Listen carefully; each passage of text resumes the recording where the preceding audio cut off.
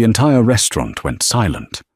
Not the polite silence of fine dining, but the terrified silence of people realizing a predator was in the room.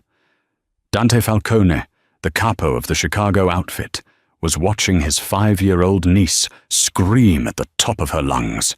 Waiters were trembling. The manager was sweating through his suit. Nobody dared to move.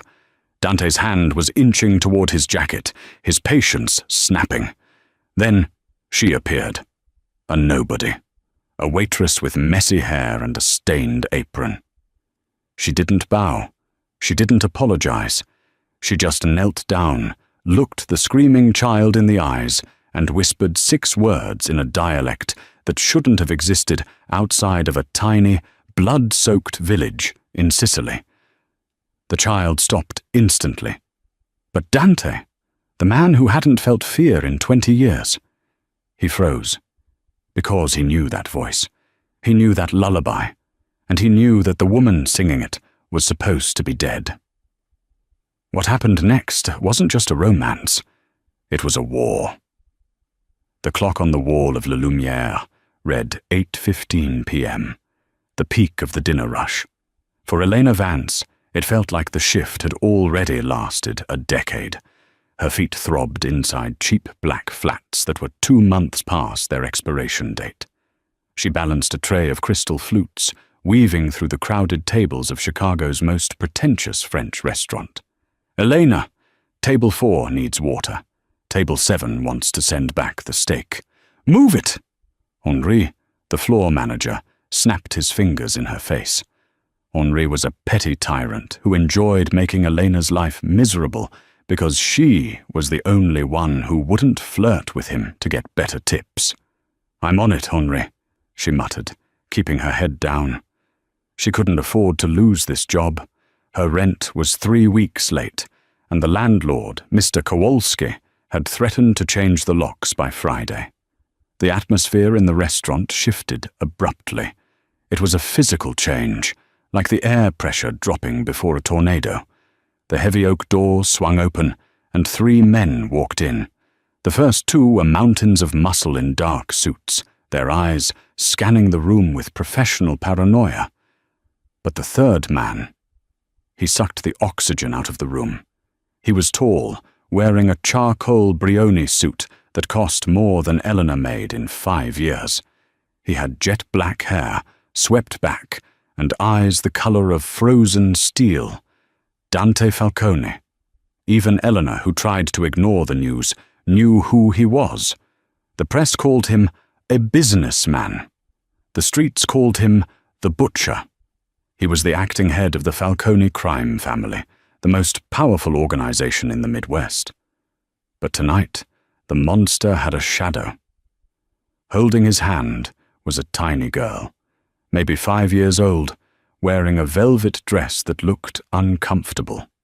She had wild, curly hair and eyes that looked too big for her face. She looked terrified. "The VIP booth," Henry squeaked, his arrogance vanishing instantly. "Right this way, Mr. Falcone. We didn't know you were coming." Dante didn't even look at him. He just walked, and the crowd parted like the Red Sea. He sat the little girl down. The tension was palpable. The girl, Mia, was fidgeting. She pulled at her collar. She kicked the table leg. "Mia, basta," Dante said, his voice deep and rough. "Sit still." That was the trigger. Mia didn't just cry. She exploded. It was a guttural, high-pitched scream of pure panic. She knocked over a water glass, shattering it. The sound echoed through the silent restaurant. Dante looked helpless. For the first time, the man who controlled half the city looked completely out of his depth. He reached for her, but she flinched away, screaming louder, hyperventilating. "Fix this!" Dante growled at his bodyguards, but they just looked at each other, confused. They knew how to break bones, not soothe children. Henry rushed over, wringing his hands. "Please, sir, the other guests." Dante shot him a look that could have peeled paint. "One more word, and I buy this place just to fire you." Mia was turning purple, gasping for air. It was a panic attack. Elena saw it. She recognized it. She had seen that same look in the mirror 1,000 times. Before she could think, before her survival instinct could scream, "Don't get involved," Elena dropped her tray on a service station and walked over. "Hey!" Henri hissed. "Get back to work." Elena ignored him. She walked right past the terrified bodyguards. One of them moved to intercept her, his hand going for a concealed weapon. "Let her pass," Dante said. His eyes narrowed. He was curious, or maybe he just wanted someone else to fail so he could vent his anger. Elena knelt down on the broken glass, not caring that a shard sliced into her knee. She needed to be lower than the child. She needed to be safe. "Mia," Elena whispered. The girl didn't stop screaming. Elena took a breath. She closed her eyes and reached back into a memory she had tried to bury for 15 years, a memory of smoke, fire, and a soft voice singing in the dark. She began to speak, not in English, not in the standard Italian taught in schools. She spoke in Siciliano, specifically the dialect of the Trapani coast, a rough, ancient version of the language. "Calmati, picciridda, lumare e calmo stasera." Calm down, little one. The sea is calm tonight. The change was instantaneous. Mia stopped screaming. She hiccuped, her tear-filled eyes locking onto Elena's. Dante Falcone stiffened in his chair. His hand gripped the edge of the table so hard the wood groaned. Elena didn't look at the boss. She kept her eyes on the girl. She reached out a hand, palm up. "The dark is just a blanket, Mia. It's not a monster." Mia sniffled, trembling. She reached out and grabbed Elena's rough, calloused hand with her soft, manicured fingers. Then, Elena hummed. It was a haunting, minor key melody. "Ninna nana, ninna o questo bimbo a chilo do." Mia's eyes grew heavy. Within 60 seconds, the hysterical child was leaning forward, resting her head on Elena's shoulder, her thumb in her mouth. The silence in the restaurant was now deafening. Elena slowly stood up, wincing as the glass in her knee shifted. She gently guided Mia back into her chair.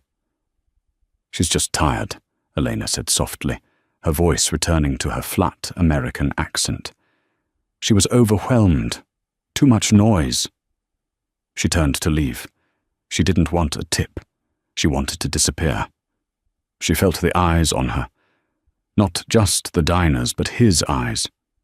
"Wait." The single word stopped her cold. Elena turned slowly. Dante Falcone was standing now. He was towering over her. Up close, he was terrifyingly handsome, with a scar running through his left eyebrow.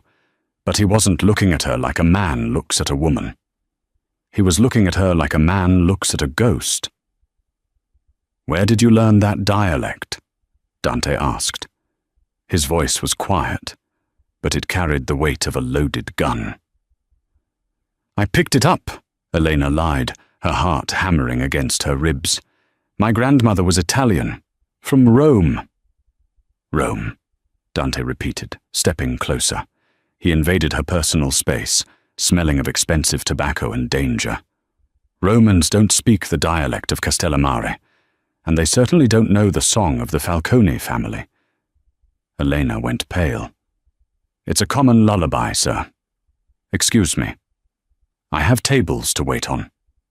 She pulled away and practically ran back to the kitchen. Dante didn't chase her. He watched her go, his eyes tracking the slight limp in her step where the glass had cut her. He looked down at his niece, who was now calmly drawing on a napkin.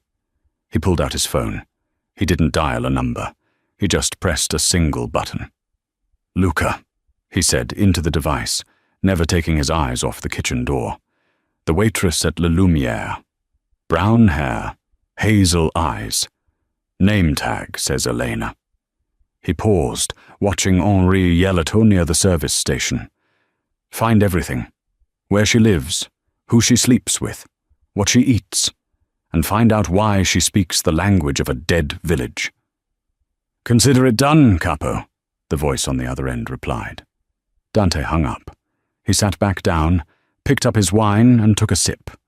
The glass didn't tremble, but his soul was vibrating. He had found a loose thread in the fabric of his life. And Dante Falcone was a man who pulled every thread until he saw what unraveled. The next morning, the sun rose over Chicago with a grey, oppressive haze. Elena woke up in her studio apartment on the south side. It was a converted garage, damp and smelling of mildew. She groaned, sitting up on the mattress that lay directly on the floor. Her knee throbbed. She peeled back the bandage she had applied the night before. The cut was angry and red. "Stupid," she whispered to herself. "Stupid, stupid, stupid."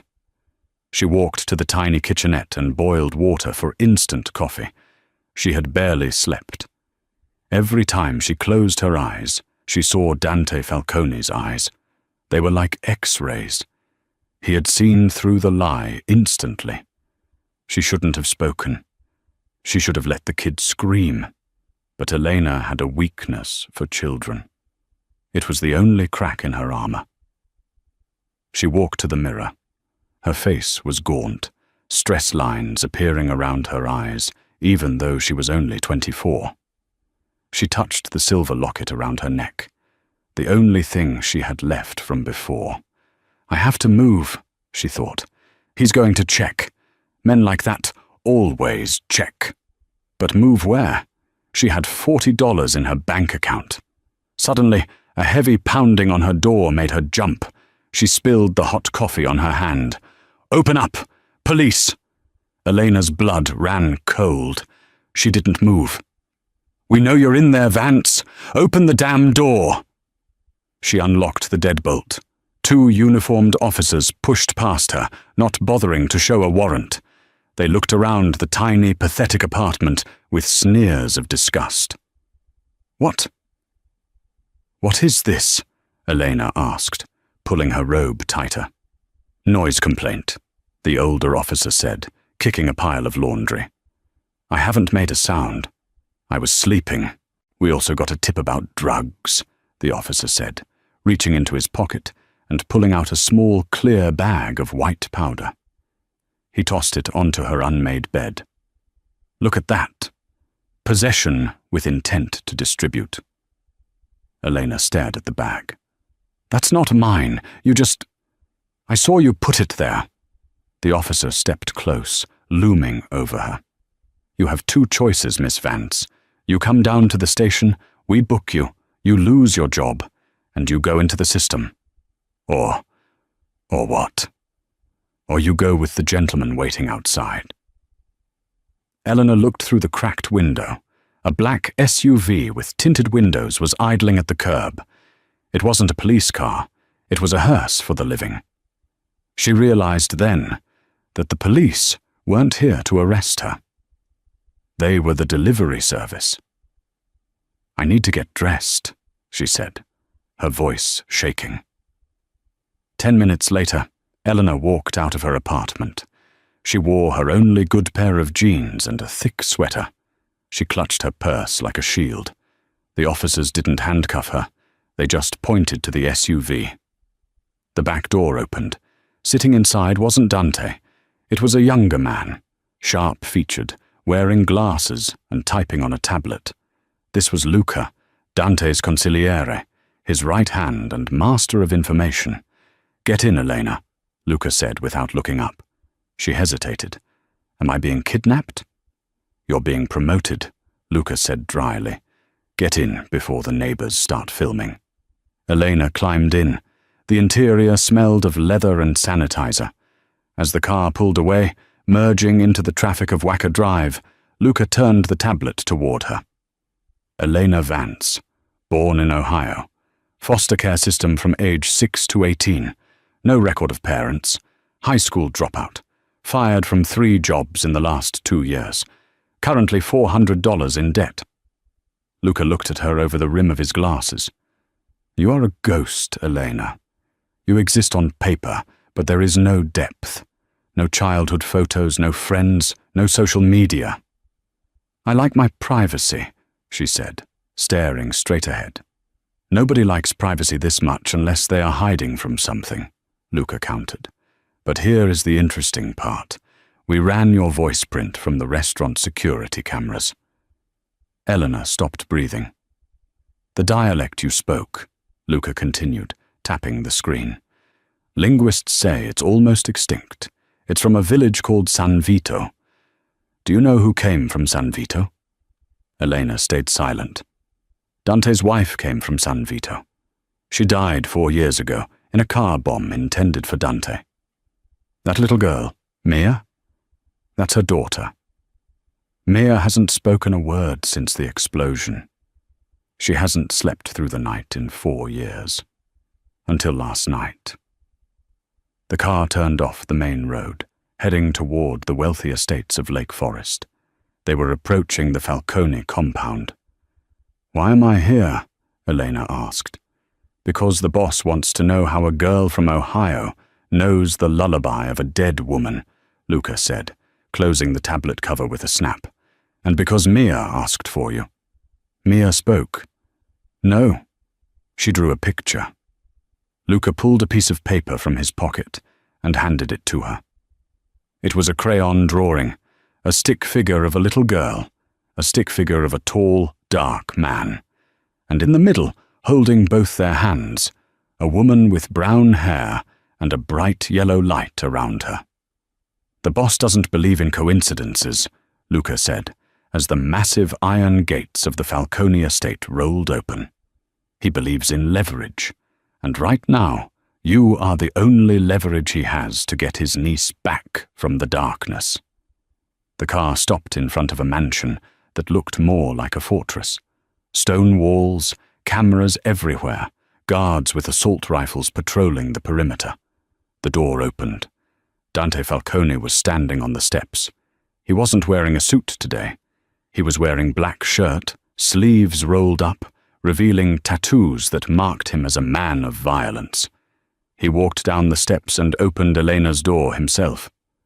"Welcome home, Elena," he said. It wasn't a greeting. It sounded like a sentence. "You're the new nanny." "I didn't apply for the job," Elena said, finding a scrap of courage. Dante leaned in, his face inches from hers. "You applied the moment you sang that song. Now, come inside. We have a lot to talk about, starting with who you really are." The Falcone estate was magnificent, a sprawling architectural marvel of stone and glass overlooking Lake Michigan. To the outside world, it was a symbol of immense wealth. To Elena, it was a fortress designed to keep people in just as effectively as it kept enemies out.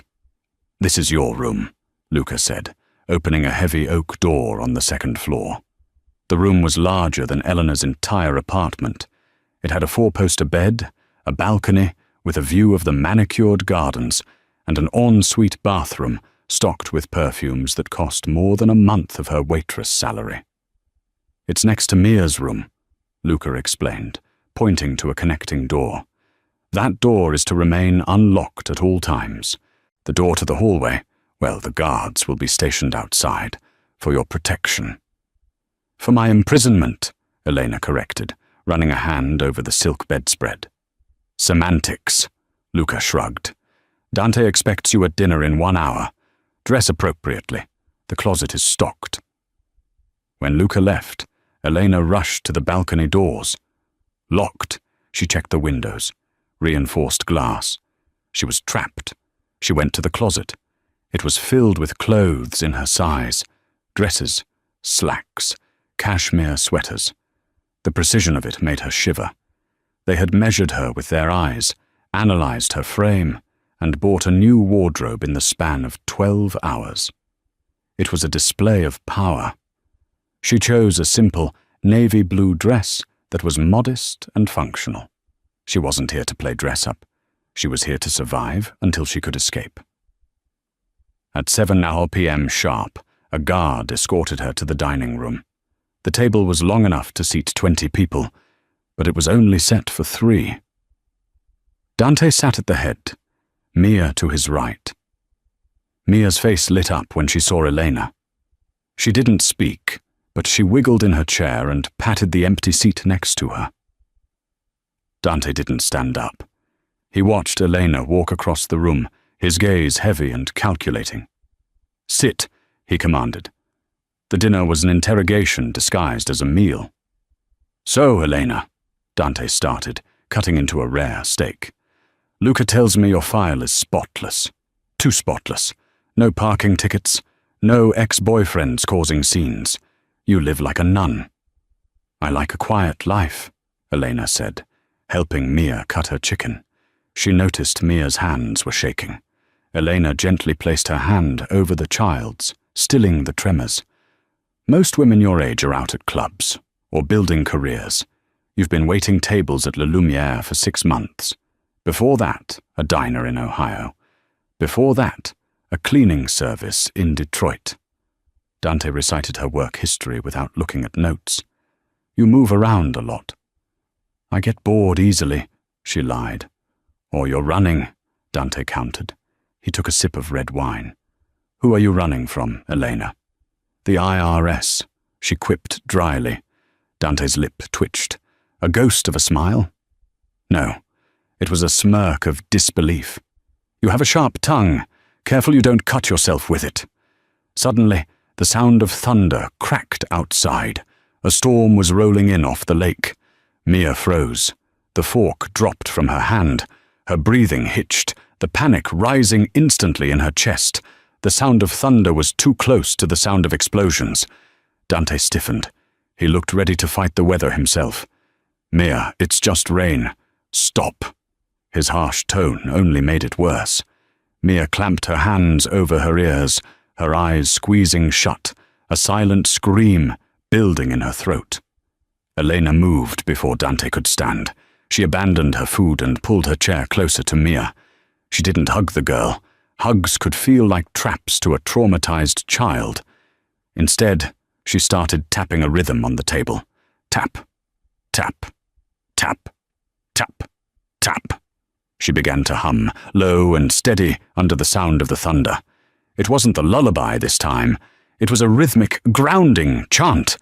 "Look at me, Mia," Elena whispered. "Count the lightning.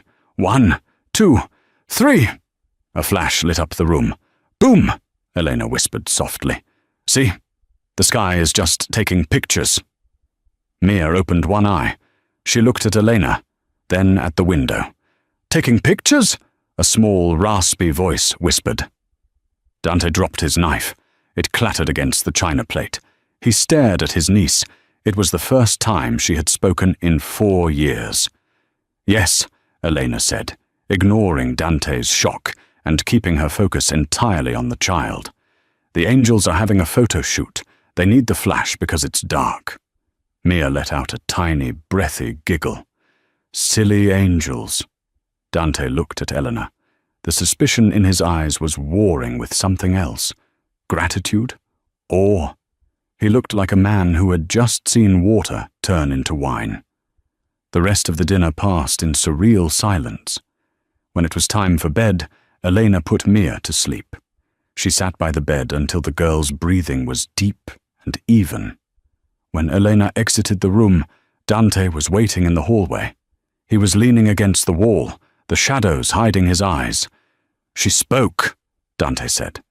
His voice was rough. "She felt safe," Elena replied, keeping her distance. "Fear steals your voice, Mr. Falcone. Safety gives it back." Dante pushed off the wall and stepped toward her. "You did in 20 minutes what the best child psychologists in the country couldn't do in 4 years. Who are you?" "I'm just the nanny," Elena said, her back hitting the doorframe. Dante placed a hand on the wall next to her head, boxing her in. He was close enough that she could feel the heat radiating off him. "You are a liar. A waitress doesn't know how to de-escalate a PTSD episode. A waitress doesn't scan the exits when she walks into a room. I watched you tonight. You checked the windows. You checked the knives." He leaned down, his voice a dangerous whisper near her ear. I will find out your secret, Elena. And when I do, I hope for your sake it doesn't threaten my family. Because I don't just fire threats. I bury them." Elena looked him dead in the eye, her heart pounding, but her face a mask of calm. "If I wanted to hurt her, I wouldn't have made her speak. I would have let her scream." Dante stared at her for a long, agonizing moment. Then he pulled back. "Sleep well, Elena. Tomorrow we go to the city. Mia needs new clothes, and you need to look the part of a Falcone employee." He turned and walked away. Elena watched him go, letting out a breath she didn't know she was holding. She was in the lion's den, and the problem wasn't just that the lion was dangerous. The problem was that for the first time in her life, she didn't want to run. She wanted to stay and protect the cub, and that attachment would get her killed. 2 weeks passed. Life at the Falcone estate fell into a rhythm. Elena spent her days with Mia, slowly drawing the girl out of her shell. They painted, they walked in the heavily guarded gardens, and Elena taught her basic Italian. Dante was a constant, looming presence. He worked from his home office, but he often joined them for lunch. He watched Elena like a hawk, analyzing her every move. The sexual tension between them was becoming a tangible thing, a wire pulled tight, ready to snap. He would brush her arm while passing the salt, or catch her eye across the room, and the air would sizzle. But Eleanor knew better. Men like Dante didn't fall in love. They possessed. On a Tuesday, Dante announced they were going into the city. Mia had a checkup with a specialist, and Dante insisted on handling the transport personally. 3 cars, Dante ordered his head of security, a massive man named Rocco. "I want the armored SUV in the middle, Elena and Mia with me." They drove into Chicago in a convoy. The city was grey and busy. Elena sat in the back with Mia, while Dante sat in the front passenger seat, constantly checking the mirrors. He was edgy today. "Is something wrong?" Elena asked quietly. "Chatter on the wire," Dante said cryptically. "The Moretti family is getting bold. They think because I'm focusing on legitimate business, I've gone soft." They arrived at the medical center without incident. The appointment went well. The doctor was amazed at Mia's progress. Dante actually smiled, a genuine rare smile that made him look 10 years younger. "We're celebrating," Dante said, as they walked back to the underground parking garage. "Ice cream. Mia's choice." Mia cheered softly. They reached the cars. Rocco opened the back door for Elena and Mia. That was when Elena saw it. It was subtle, a slight reflection of light on the concrete pillar across the garage. A scope.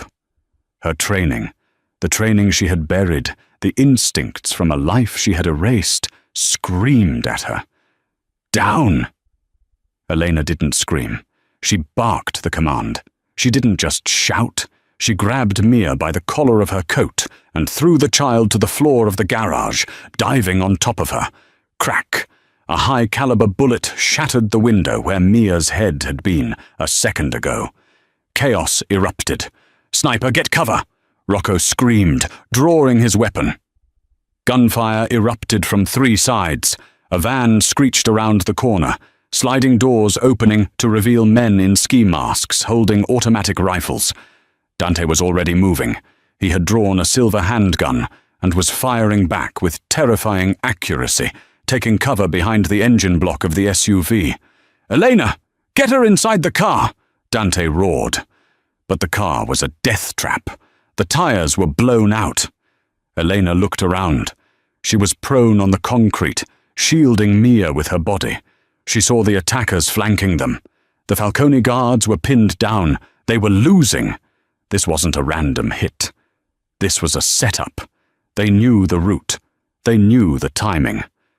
One of the attackers, a man with a distinct red skull tattoo on his neck, broke cover and sprinted toward them, ignoring Dante's fire. He was coming for Mia. Elena looked at Dante. He was reloading, distracted by 2 other gunmen. He couldn't see the man rushing them. Elena had a choice: maintain her cover as a helpless waitress and watch Mia die, or reveal herself and save the child. It wasn't even a choice. As the gunman lunged, reaching for Mia, Elena didn't cower. She exploded upward. She moved with the fluid, deadly grace of a viper. She caught the gunman's wrist, twisting it with precise leverage until the bone snapped with a sickening crunch. As he screamed, she drove her palm into his windpipe, silencing him instantly. He dropped his weapon. She didn't freeze. She spun, grabbed the falling gun, a compact 9mm, and fired 2 shots. Bang, bang. 2 attackers on the far pillar dropped. Headshots. The garage went silent for a split second. The attackers were shocked. The Falcone guards were shocked. Elena dropped the gun instantly, kicking it away as if it burned her. She scooped up a sobbing Mia and scrambled behind the reinforced wheel well of the SUV. "Stay down, baby. Stay down," she whispered, her hands shaking now, not from fear, but from the adrenaline dump. Dante finished off the last attacker. The echoes of gunfire faded, replaced by the wail of car alarms. Dante walked slowly toward where Elena was crouching. His gun was still in his hand, but he wasn't looking at the dead bodies. He was looking at the man Elena had taken down, the man with the crushed windpipe. He looked at the 2 men she had shot. Then he looked at Elena. She was hugging Mia, rocking her back and forth, her face buried in the child's hair. She looked up, and her hazel eyes met Dante's steel gaze. There was no gratitude in his face, only a cold, terrifying realization. "Secure the area," Dante shouted to Rocco, never breaking eye contact with Elena. He holstered his gun and walked over to her. He reached down and pulled her to her feet, roughly. He checked Mia, ensuring she wasn't hit, then handed the child to Rocco. "Put her in the backup car. Go. Now." "Dante!" Elena started. "Don't," he hissed. He grabbed Elena's wrist, the same wrist she had used to break a man's arm. He felt the muscle, the tendon, strength. A waitress. Dante spat the word like a curse. A waitress who knows Krav Maga. A waitress who shoots double-tap headshots from 20 yards. He pulled her close, his hand gripping her jaw, forcing her to look at him. "You're not a nanny. You're a plant. Who sent you? The Morettis? The feds? The Russians?" "I saved her life," Elena yelled back, her cover blown, her anger flaring. "If I were a plant, you'd be dead right now. You saved her because you need leverage." Dante shoved her back against the bullet-riddled SUV. "The only reason you are breathing right now is because my niece is watching from that car. Get in."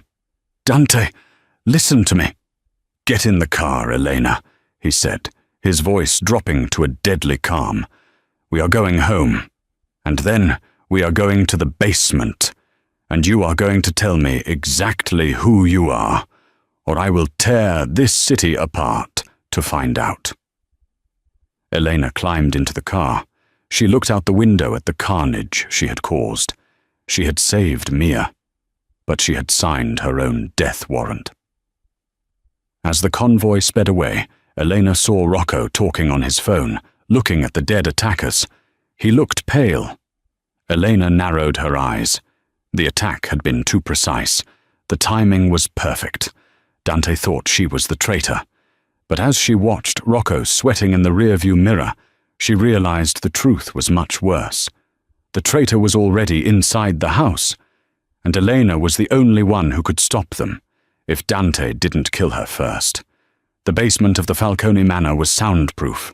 The walls were grey concrete, cold to the touch, and the only light came from a single industrial bulb hanging from the ceiling. Elena sat on a metal chair in the center of the room. She wasn't tied up. Dante knew that ropes wouldn't hold someone with her training, but 4 armed guards stood in the corners, weapons drawn. Dante paced in front of her like a caged tiger. He had removed his jacket and rolled up his sleeves, his forearms tense with suppressed rage. "Start talking," Dante growled, his voice echoing off the concrete. "Who are you?" Elena sat with her back straight, her hands resting calmly on her knees. She knew this interrogation technique. Intimidation, isolation, sensory deprivation. She had been trained to resist it when she was 12. "I told you," she said, her voice steady. "I am Eleanor Vance." "Eleanor Vance is a fiction." Dante slammed his hand against the metal table next to her, making the steel ring out. "I had Luca run the prints from the gun you touched. Do you know what came back?" "Nothing." He leaned in close, his face inches from hers. "Do you know how hard it is to get a redacted result from the FBI database? It means you don't exist. It means you are a ghost. Only 2 types of people have files that deep: top-tier government assets or children of high-value targets." Elena remained silent. She looked at Dante's chest, watching his breathing. He was angry, yes, but he was also afraid, not for himself, but for Mia. "You speak the dialect of San Vito," Dante continued, his voice dropping to a dangerous whisper. "You know Krav Maga. You handle a 9mm like an extension of your arm. And you just happened to be working at the exact restaurant I visited." He pulled a knife from his belt. It was a jagged combat knife. He didn't point it at her. He stabbed it into the table. "You have 5 seconds to give me a name, a real name, or I hand you over to Rocco, and he is not as patient as I am." "Rocco is the problem," Elena said quietly. Dante froze. "What?" "The ambush," Elena said, looking up and meeting his eyes. "It was a funnel kill box. They knew the route. But we changed the route 10 minutes before we left. Who knew about the change, Dante?" "Don't change the subject." "Who knew?" Elena pressed, her voice rising. "You. Me. And your head of security." Dante laughed, a harsh, bitter sound. "Rocco has been with me for 10 years. He took a bullet for my father. You think he sold me out? You're the stranger here." "I'm the stranger who saved your niece," Elena snapped. "If I wanted you dead, I would have let that gunman take Mia. I would have shot you in the confusion. Why save the target if I'm the assassin?" Dante stopped pacing. The logic was sound, and he knew it. It was the one thing he couldn't reconcile. "Then who are you?" Dante asked, his voice softer now, laced with exhaustion. "Why are you hiding?" Elena looked at the guards. "Tell them to leave." Dante hesitated. He looked at her, searching for deceit. Then he nodded to the men. "Get out. Wait outside the door." The heavy steel door clanged shut, leaving them alone in the pool of yellow light. Elena took a deep breath. She reached for the hem of her sweater and lifted it slightly, exposing the skin of her right side, just above her hip. There was a scar there. Not a bullet wound. A brand. A distinct, intricate symbol burned into her flesh. A double-headed eagle holding a serpent. Dante's eyes widened. He recognized the mark. It wasn't a government symbol. It was the crest of the Volkov Bratva, the most ruthless crime syndicate in Eastern Europe. "My name is not Elena," she whispered. "My name is Sofia Volkov. My father is Nikolai Volkov." Dante stepped back as if he had been slapped. Nikolai Volkov was a legend in the underworld, a man known as the Ghost Maker. He didn't just kill his enemies, he erased their entire bloodlines. "You're the butcher's daughter," Dante said, horror dawning on him. "I was his masterpiece," Elena said, pulling her sweater down. "He didn't want a daughter. He wanted a successor. He trained me from the time I could walk. Weapons, poisons, languages, psychology. I spent my childhood in training camps in Siberia and safe houses in Sicily. That's where I learned the dialect. That's where I learned the lullaby." The woman who taught it to me was my nurse, before my father executed her for trying to help me escape. Tears welled in her eyes, but she refused to let them fall. I ran away 6 years ago. I faked my death in a fire in Prague. I came to America, became Elena Vance, and I have been scrubbing toilets and waiting tables ever since, praying he never finds me. Dante stared at her. The picture was shifting. She wasn't a predator. She was prey, the ultimate prey. If anyone finds out who I am, Elena said, her voice trembling, my father will come, and he won't just kill me. He will kill anyone who has harbored me. That's why I hid. That's why I didn't tell you. Dante looked at the woman sitting in the metal chair. He saw the strength it took to survive a monster like Volkov. He saw the scars, visible and invisible. And he realized something else. She had risked exposing herself to the most dangerous man in Europe just to save Mia. He walked over to her. He didn't untie her. She wasn't tied, but he knelt down so they were eye level. He took her hands. They were cold. You are safe here, Dante said. It was a vow. You don't understand. Elena shook her head. Volkov eats men like you for breakfast, Dante. You have to let me go. I'm a danger to Mia just by being here.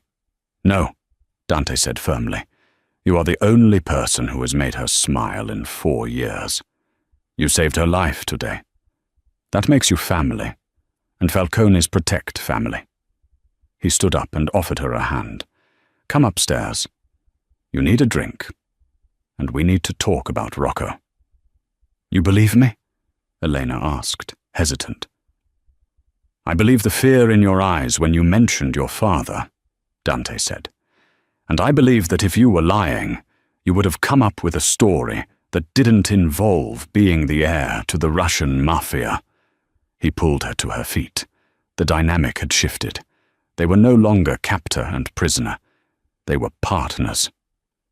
If Rocco is the mole, Dante said, his face hardening into the mask of the capo, then he is already making his next move. We need to catch him before he realizes you're still alive. They moved quickly. Dante didn't alert the guards. If Rocco was the mole, the security team was compromised. We go to the security hub, Dante whispered as they moved through the shadowy corridors of the mansion. The server room is independent. We can pull the locks. They reached the server room on the 2nd floor. Dante scanned his thumbprint, and the door hissed open. Banks of monitors displayed live feeds of every corner of the estate. Elena sat at the terminal, her fingers flying across the keyboard. I'm checking the outgoing communications from the car before the ambush. Rocco was driving the lead car, Dante noted, watching the door, his gun drawn. Got it, Elena said. Encrypted burst transmission, sent 3 minutes before we left the garage. It contained the GPS coordinates of the new route. Can you trace the recipient? Working on it. It bounced through 3 servers. Singapore, Cayman Islands, Chicago. Elena's eyes narrowed. The final ping is local. It's a burner phone. Where is the phone now? Elena typed a command. A map of the estate popped up on the screen. A blinking red dot appeared. It's here, Elena whispered. Inside the house, in the West Wing. Dante's blood ran cold. The West Wing is the nursery. It's where Mia is sleeping. They didn't speak. They ran. They sprinted down the hallway, ignoring stealth. Dante burst through the double doors leading to the nursery wing. The guard who was supposed to be stationed there was gone. The door to Mia's room was ajar. Dante kicked the door open, his gun raised. The room was empty. The bed was unmade. The window was open, the curtains fluttering in the cold night breeze. A ladder was propped against the sill. No! Dante roared, a sound of pure agony. Dante, look! Elena pointed to the floor. There was a trail of muddy boot prints leading, not out the window, but into the closet. Dante ripped the closet door open. Huddled in the back, behind a row of dressers, was Mia. She was shaking, clutching a stuffed rabbit, and standing over her, holding a hand over her mouth and a gun to her temple, was Rocco. The head of security looked sweaty, his eyes manic. "Back off, Dante," Rocco screamed, pressing the gun harder against the child's head. Mia whimpered, her eyes wide with terror, locked onto Eleanor. "Rocco," Dante said, his voice eerily calm, though his hand was trembling slightly. "Put the gun down. You don't hurt children. That is the code." "The code is dead," Rocco spat. "The Morettis offered me $5 million. $5 million. Do you know what I get from you? A salary and a chance to die for your glory." "You sold us out for money?" Elena stepped forward slowly, her hands raised. "Stay back, bitch," Rocco yelled. "I know who you are. I heard the chatter. Volkov's lost puppy. The Morettis will pay double for you." "Let the girl go, Rocco," Elena said, her voice hypnotic. She was using the same tone she used to calm Mia at the restaurant. "She's heavy. She's crying. She's slowing you down. If you want to escape, you need to move fast. Take me instead." "Elena." "No," Dante warned. "I am worth more," Elena continued, stepping closer. "You said it yourself. Volkov will pay a fortune for me. The Morettis will pay a fortune. Mia is just a liability. I am the winning lottery ticket." Rocco hesitated. The greed in his eyes flickered. He looked at Mia, a screaming, traumatized 5-year-old, and then at Elena, a high-value target. "Trade," Rocco snarled. "You come here. You handcuff yourself to me. Then I let the brat go." "Done," Elena said. "Elena, don't do this," Dante growled, raising his weapon. "I have a shot." "You don't," Elena said without looking at him. "He'll pull the trigger on reflex. Put the gun down, Dante." Dante hesitated. He looked at Mia. He looked at Elena. It was the hardest thing he had ever done, but he lowered his weapon. Elena walked forward. She moved slowly, non-threateningly. She reached Rocco. "Let her go," Elena whispered. Rocco shoved Mia toward Dante. The little girl ran, collapsing into her uncle's legs. Dante scooped her up with one arm, keeping his gun trained on Rocco. Rocco grabbed Elena, spinning her around, and putting the gun to her head. "Now, we walk out. Anyone follows, she dies." He began to back toward the open window and the ladder. Elena felt the cold steel of the barrel against her temple. She smelled Rocco's fear sweat. She waited. She waited until he was one step away from the window. She waited until he had to glance backward for half a second to check his footing on the ladder.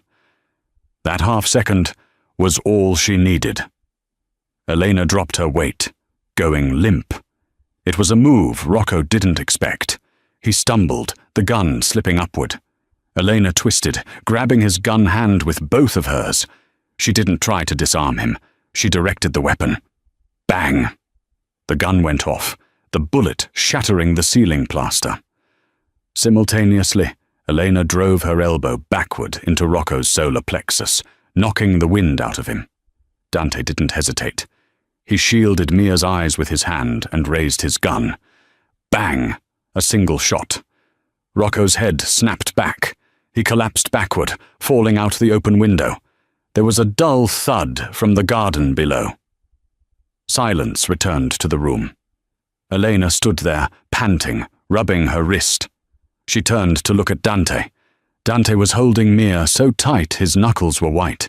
He looked at Elena over the top of the child's head. "You're crazy," Dante breathed. "I'm expensive." Elena managed a weak smile, her knees finally shaking. Dante put Mia down and walked over to Elena. He didn't say anything. He just pulled her into him, crushing her against his chest.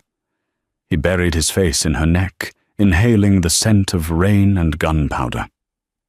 "You stay," Dante whispered into her hair. "You don't run anymore. I don't care about your father.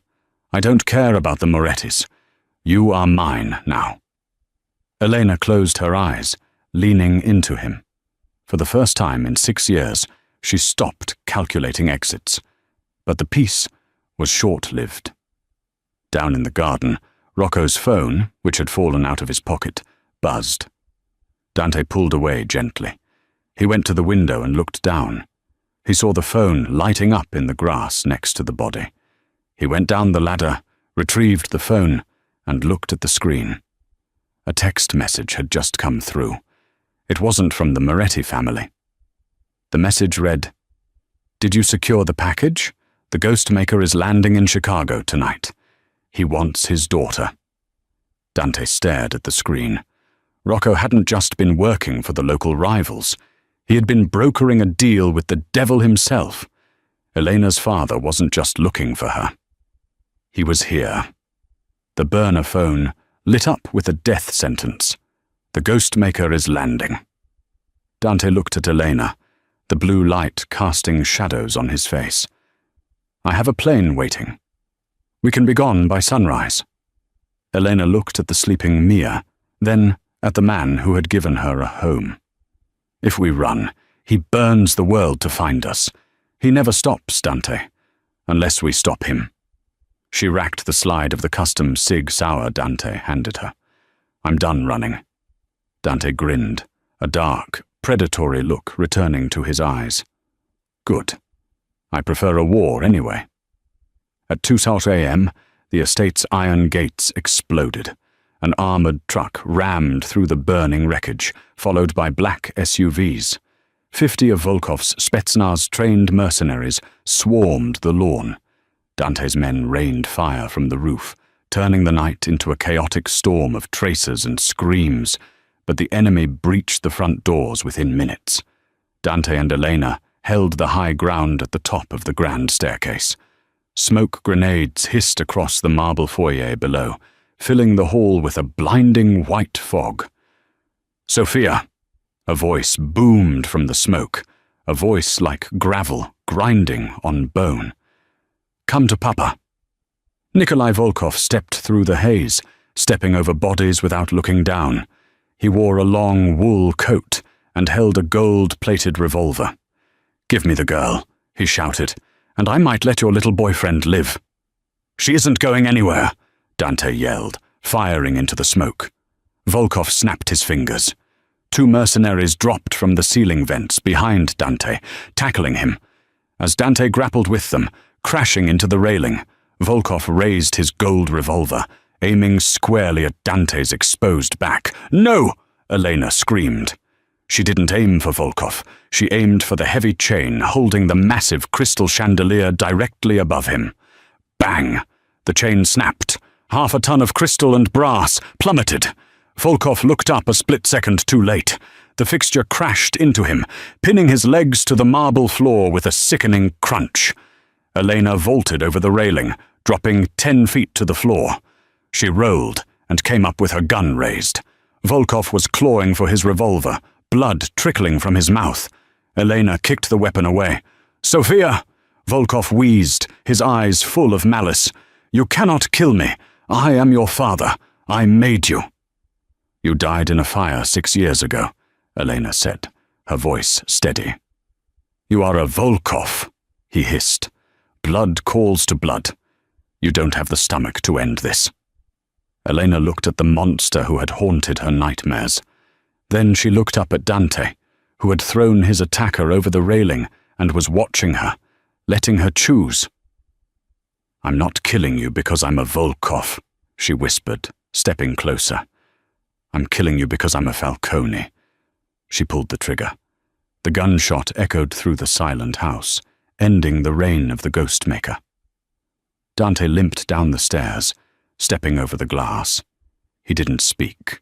He just pulled her into his arms, burying his face in her neck as the sirens wailed in the distance. "It's over," he breathed. "You're home." 3 months later, La Lumiere restaurant had a new owner. She didn't fire Henri, the manager. She just made him wear a name tag that said, "In training." Eleanor sat in the VIP booth, but this time she wasn't wearing an apron. She was wearing a diamond ring on her finger that was heavy enough to be a weapon. Across from her, Mia was laughing, eating ice cream without a care in the world. And next to her, Dante Falcone looked at his wife with a look that terrified his enemies and melted his family. They had walked through fire to find each other. The waitress and the boss, the wolf and the lamb who turned out to be a lioness. Karma hadn't just been served, it had been conquered. Did you enjoy this roller coaster of mafia romance and action?